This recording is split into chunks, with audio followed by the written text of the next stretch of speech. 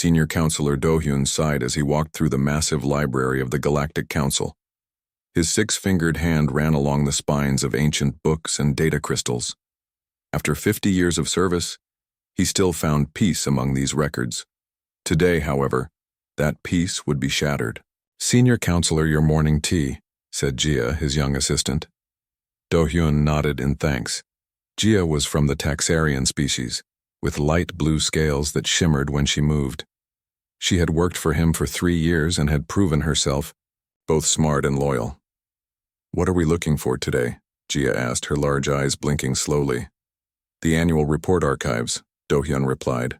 "I need to check some old laws before the council meeting tomorrow." They walked deeper into the library, past shelves that reached 30 feet high. Few people visited this section anymore. Most officials used the digital network for research, but Do-hyun preferred the original sources. Digital records could be changed. Physical records told the truth.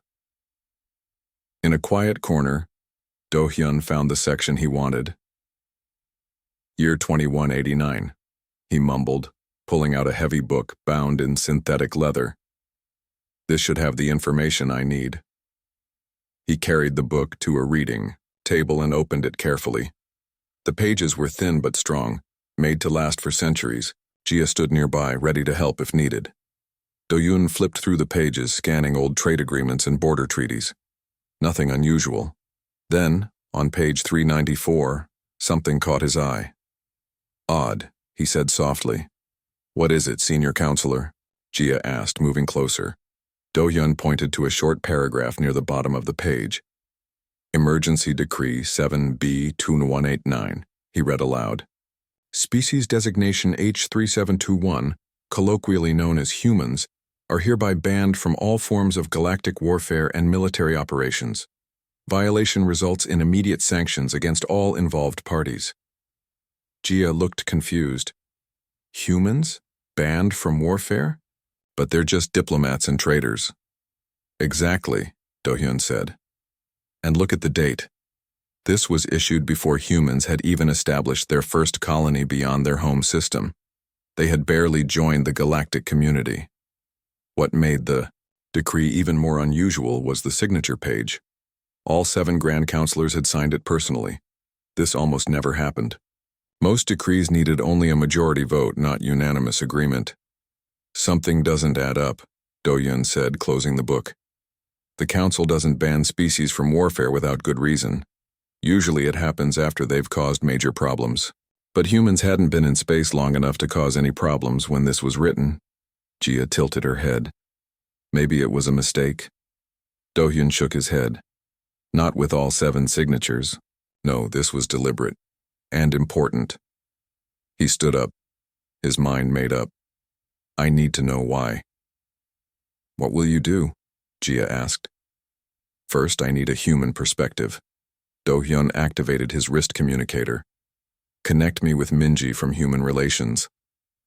A moment later, a hologram appeared above his wrist. A human woman with dark hair and eyes looked back at him. "Senior Counselor Do-hyun," she said with a bow. "How can I help you?" "Minji, I have a question about human history. What do your people know about the warfare ban of 2189? Minji looked surprised. "The ban? It's just a fact of life for us. Humans aren't allowed to fight in space. We've never questioned it." "Never?" Do-hyun asked, surprised. "Your species doesn't strike me as the type to accept rules without asking why." Minji smiled. "True. But the ban came with benefits. Humans got special trade rights and diplomatic privileges. Our historians say it allowed us to focus on becoming the galaxy's best negotiators and scientists instead of soldiers. It worked out well for everyone." Do-hyun nodded slowly. "I see. One more question. Have you ever heard of something called the Proxima Centauri incident?" Minji's smile faded. "Yes. It was humanity's first contact with the Arcturians. There was a territory dispute, but Captain Jinwoo Park negotiated a peaceful solution.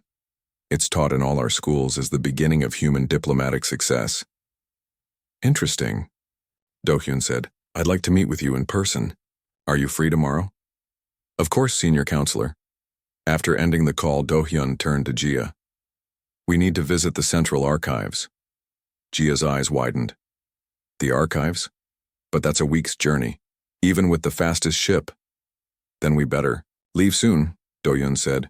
Request a ship and prepare travel documents. We leave tonight. As Jia hurried away, Do-hyun returned to the book. Something about this ban bothered him deeply. Why would the council fear a species that had barely left its home planet? What had humans done to warrant such a serious decree? 3 hours later, Do-hyun and Jia were aboard a sleek council vessel heading toward the distant star system that housed the Central Archives. Minji had joined them, curious about Do-hyun's questions. I've never been to the archives, Minji said as they watched the stars blur outside the viewport. I didn't think anyone but the highest council members could visit. As overseer of historical records, I have access, Do-hyun explained. But you're right. It's rare for anyone to go there. Most information is available in local libraries or the digital network. Then why are we going? Jia asked. Do-hyun's face grew serious. Because the most important records, the ones too sensitive for the public, are kept only in the archives. And I believe the truth about the human warfare ban is among them. Minji looked troubled. You think there's more to our history than we know? I think, Do-hyun said carefully, that when 7 Grand Councilors unanimously ban a newly spacefaring species from warfare, there must be a very good reason, a reason someone wanted to keep secret. As their ship accelerated to faster than light speed, Do-hyun couldn't shake the feeling that he was opening a door best left closed. But as overseer of historical records, he had sworn to preserve the truth. No matter how uncomfortable, the ship's computer announced their arrival time, 7 days to the Central Archives. 7 days until they might discover why humans, now known as the galaxy's greatest diplomats, had once been considered too dangerous for warfare. Little did they know, the truth would change the galaxy forever, and somewhere, beyond the edge of known space, something ancient was stirring. Something that would test the wisdom of the Council's centuries-old decision. Something that would force the galaxy to decide. Was keeping humans from the battlefield the right choice after all? After 7 days of travel, their ship finally arrived at the Central Archives. The space station hung silently against the backdrop of a small, dense neutron star. Its old metal hull gleamed in the star's blue light. It's smaller than I expected, Minji said as they approached. Do-hyun nodded. Most of it is inside the asteroid it's built on. The archives go deep. Their ship docked with a gentle bump. As the airlock opened, cool air rushed in, smelling of metal and dust. A tall, thin being waited for them in the docking bay.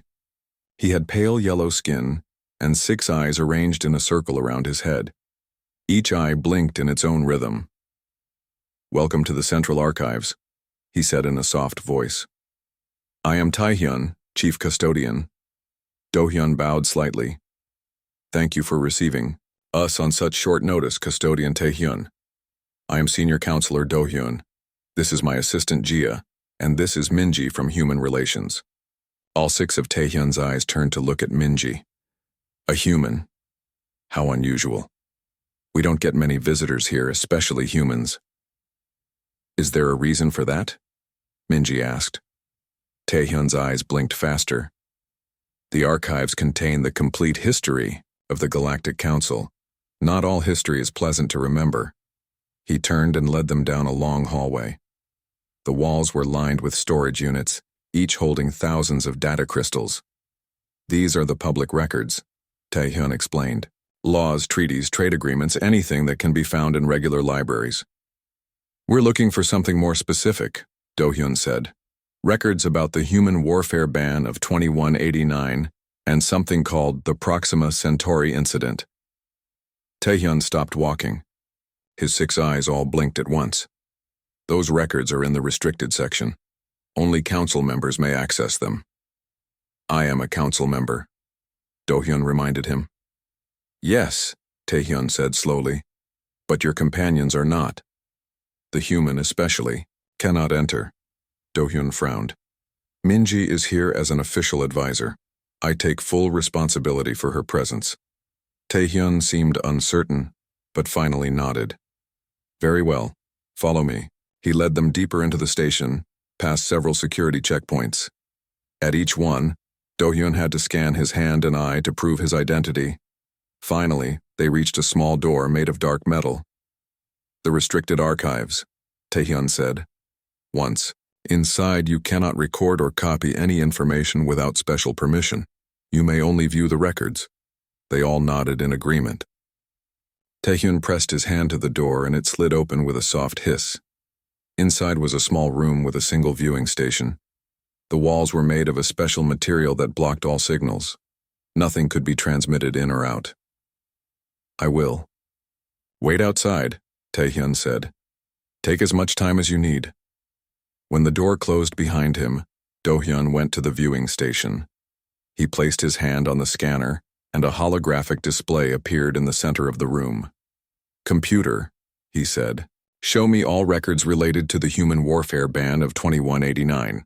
The computer hummed softly. Access granted, displaying records. A list of files appeared in the air before them. Do-hyun selected the first one, titled, The Proxima Centauri Incident, Official Report. The hologram changed to show video footage. A small human ship floated in space. Nearby was a much larger vessel with sharp angles and a red hull. That's an Arcturian war cruiser, Jia said. The biggest class they built. This must be Captain Jinwoo Park's vessel, Minji said, pointing to the human ship. But our history says this was a peaceful meeting.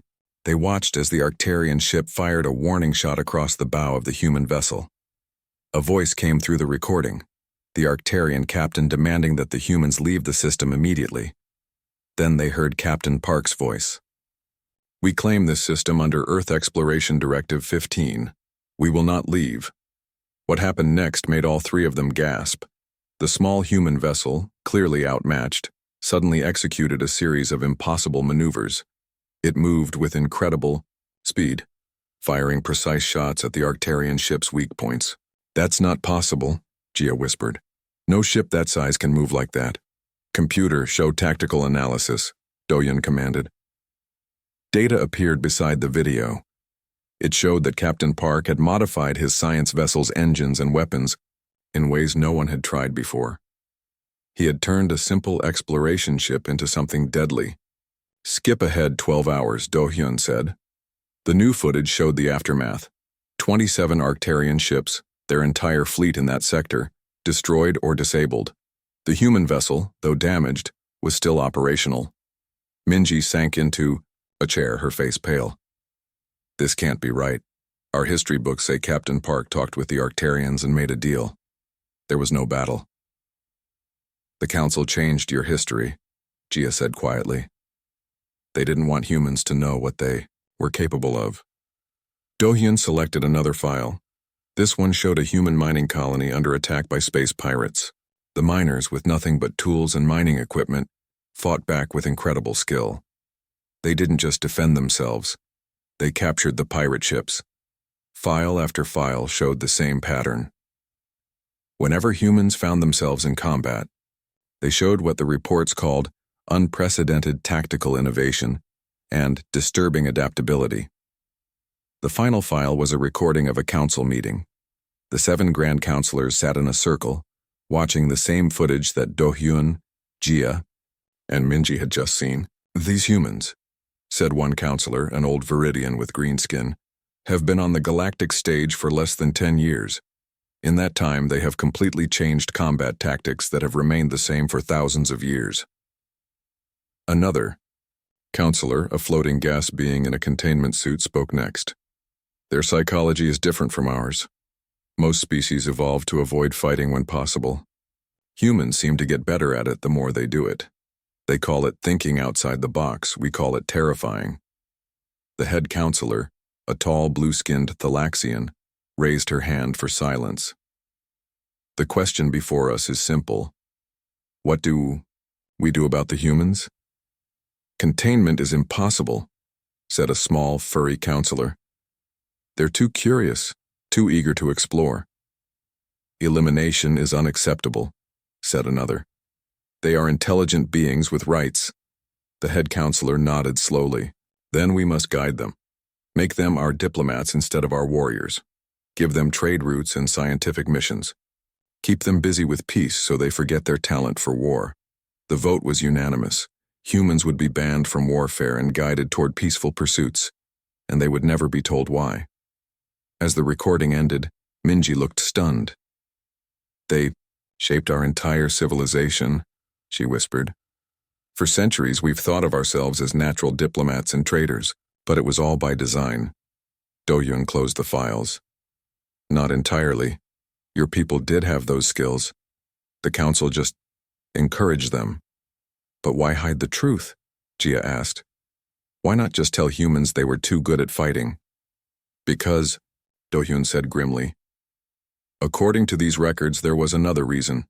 Something the council feared would happen one day. Something they thought they might need humans for if it ever came to pass. What reason? Minji asked. Before Do-hyun could answer, an alarm began to sound throughout the station. The alarm echoed through the small room. Red lights flashed on the walls. What's happening? Minji asked, rising from her chair. The door slid open and Tae-hyun rushed in. Security breach, he said, his 6 eyes darting around. Someone is trying to access the main computer core. Is it dangerous? Jia asked. Only if they succeed, Tae-hyun replied. The archives hold the complete history of the Galactic Council. In the wrong hands, that knowledge could be devastating. Do-hyun stepped forward. How can we help?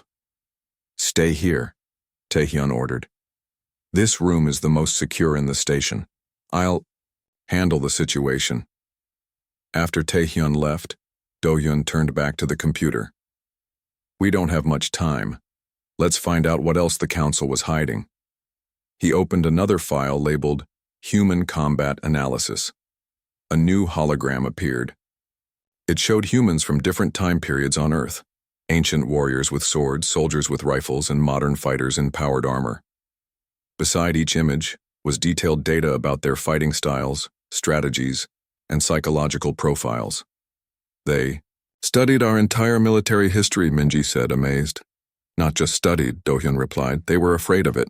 The report explained that humans had several unique traits that made them dangerous in combat. First, humans adapted faster than any known species. When faced with a new weapon or tactic, most species took generations to develop countermeasures. Humans could do it in days or even hours. Second, humans had an unusual ability to work together in combat.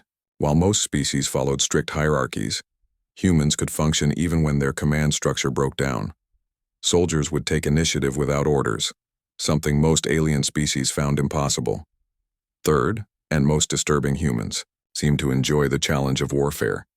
Not the killing or destruction, but the problem-solving aspects. Where most species saw combat as a necessary evil, humans turned it into an art form. Look at this, Jia said, pointing to another file. The Arcturian analysis. This report studied how the Arcturians, one of the galaxy's oldest military powers, had responded to their defeat at Proxima Centauri.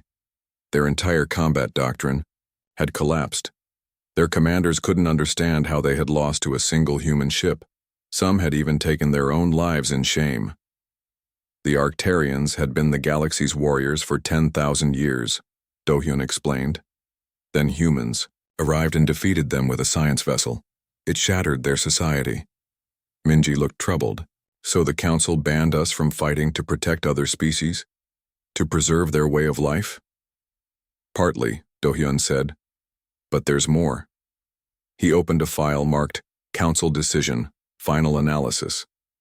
It showed the 7 Grand Counselors in deep discussion. The humans must never know their true potential, said the head counselor. If they realized how easily they could dominate galactic warfare, they might become the very thing we fear. And what about the Void Collective? Asked another counselor. The ancient texts say they will return one day. We may need the humans. Then, the head counselor nodded grimly. That is why we will not eliminate them, only guide them. Should the day come when the Void returns, we will release the humans from their ban. Their talent for warfare may be our only hope. The recording ended, and the 3 stood in silence. The Void Collective, Minji finally said. What is that? Before Do-hyun could answer, the door opened again. Tae-hyun entered, looking shaken. "The intruder has been caught," he said. "But they managed to transmit some data before we stopped them." "What data?" Do-hyun asked. "Files about the human warfare ban, the exact files you've been viewing." Minji stepped forward. "Who would want that? Information?" Tae-hyun's 6 eyes all turned to her. "We don't know. But the transmission was directed toward the outer rim." Do-hyun felt a chill run down his spine. The outer rim, the edge of known space, where the ancient texts said the Void Collective would one day appear. "We need to return to the council immediately," he said. "This is no longer just a historical investigation." They gathered their things and prepared to leave. As they walked back to their ship, Minji caught up with Do-hyun. "You never answered my question," she said. "What is the Void Collective?" Do-hyun sighed. "A myth, according to most. A species so ancient and advanced that they were considered gods by the first space travelers. The stories say they left our galaxy millions of years ago, but promised to return." "And the council believed these stories?" Minji asked. "Not just believed," Do-hyun replied. "They had evidence. But that's all in the most restricted files. Even, I don't have access to those." Back on their ship, Jia prepared for departure while Do-hyun and Minji continued to discuss what they had learned. "All my life," Minji said, "I thought humans were natural diplomats, that we had found our place in the galaxy through peaceful means. Now I learned that we were feared for our potential in war, a potential we never knew we had." "Does it change how you see yourself?" Do-hyun asked. Minji thought for a moment. "Yes and no. The skills we developed as diplomats and traders are still real, but knowing we had another path, it's like learning you have a twin you never knew about."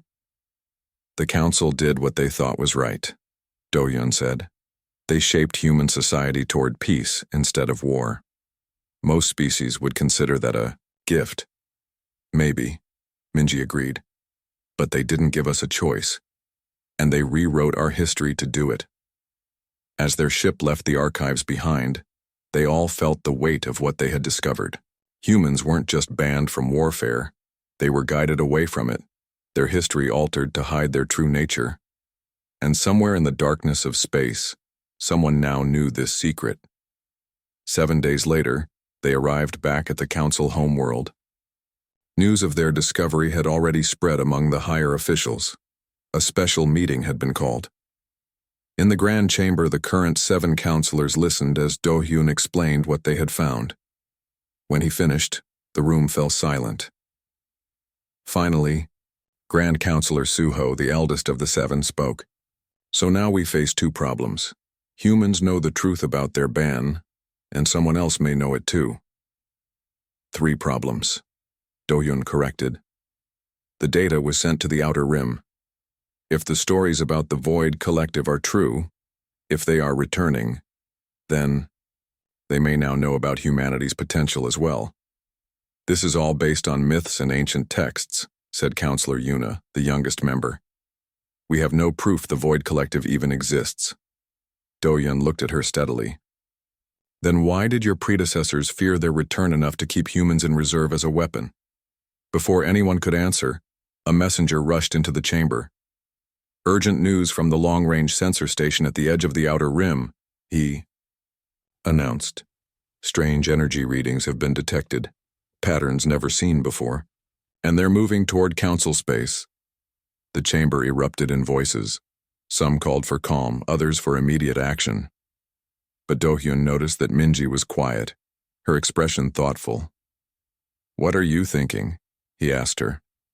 "I'm thinking," she said slowly, "that if humans are as good at warfare as those records suggest, then perhaps it's time we remembered how to fight."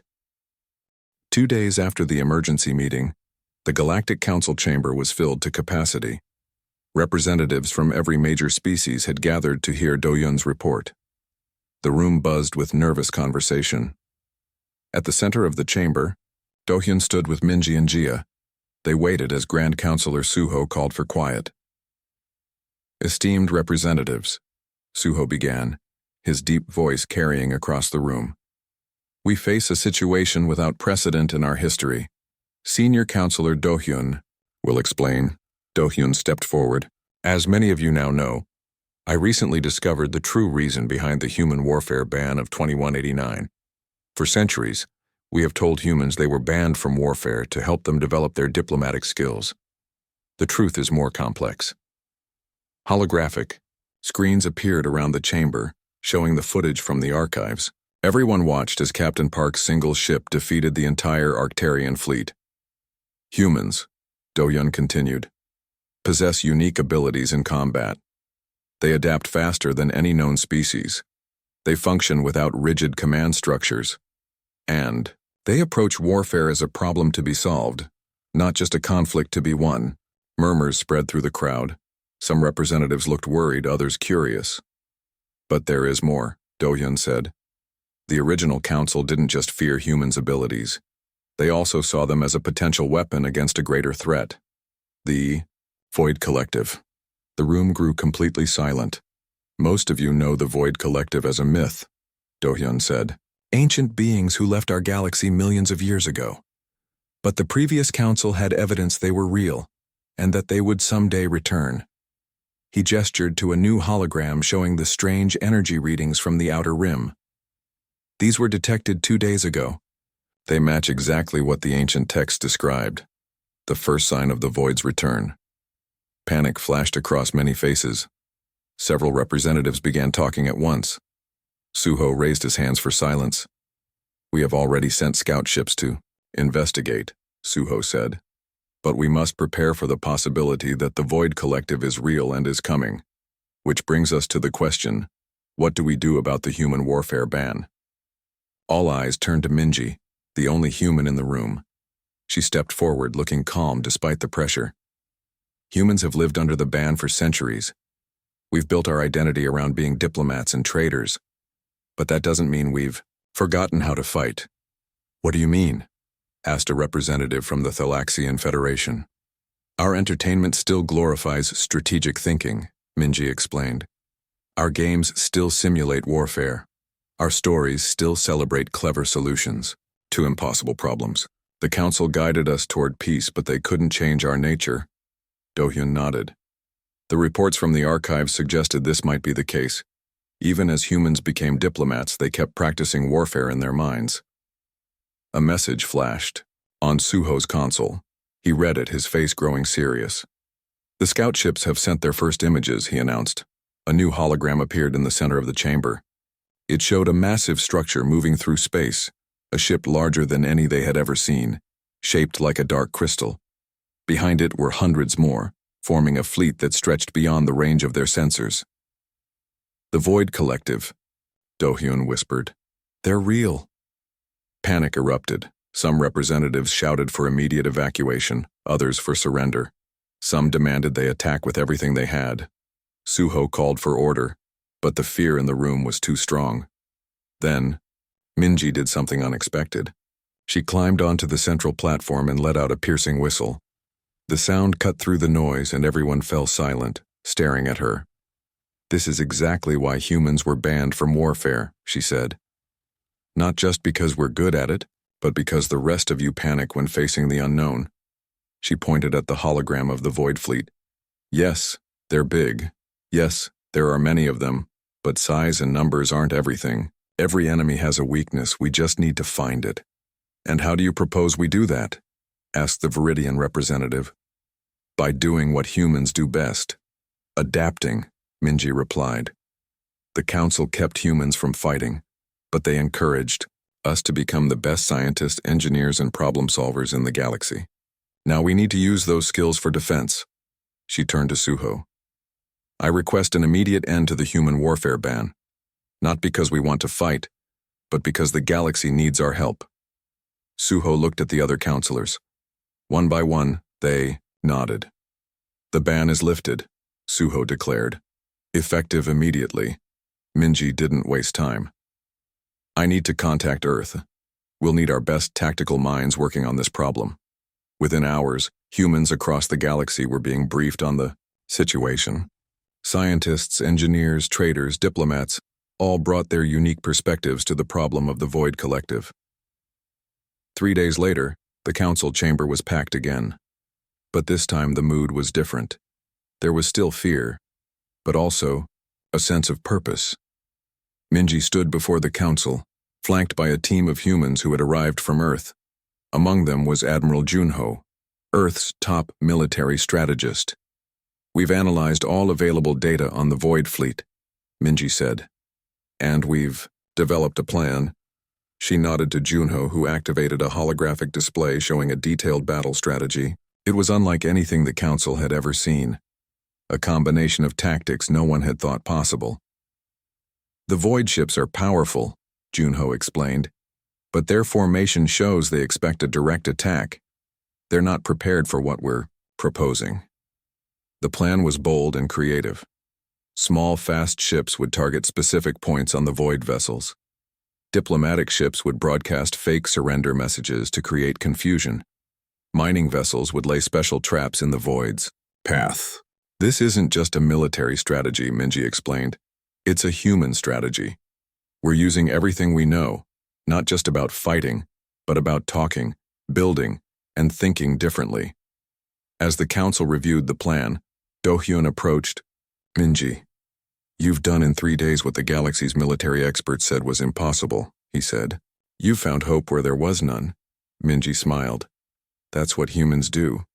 We don't see the box others think inside of. We didn't need to remember how to fight. We just needed to remember who we are." The vote to approve the plan was unanimous. Ships from all species would work together, following the human strategy. For the first time in centuries, humans would lead the galaxy in warfare. As the meeting ended, Suho took Do-hyun aside. "Do you think it will work?" he asked. Do-hyun looked across the room at Minji and her team, already deep in discussion about next steps. "I think the previous council was right to fear humans' abilities," he said. "But they were also right to preserve those abilities for when we would need them most." Suho nodded. "And after this is over, if we survive, then we'll need to decide," Do-hyun said, "whether to ban humans from warfare again, or to finally accept them as they truly are." Well, if in answer an alert sounded. The Void Fleet had changed course. They were headed directly for Earth. The galaxy was about to learn what humans were truly capable of when finally unleashed, and the Void Collective was about to learn why humans had been banned from galactic warfare for so long.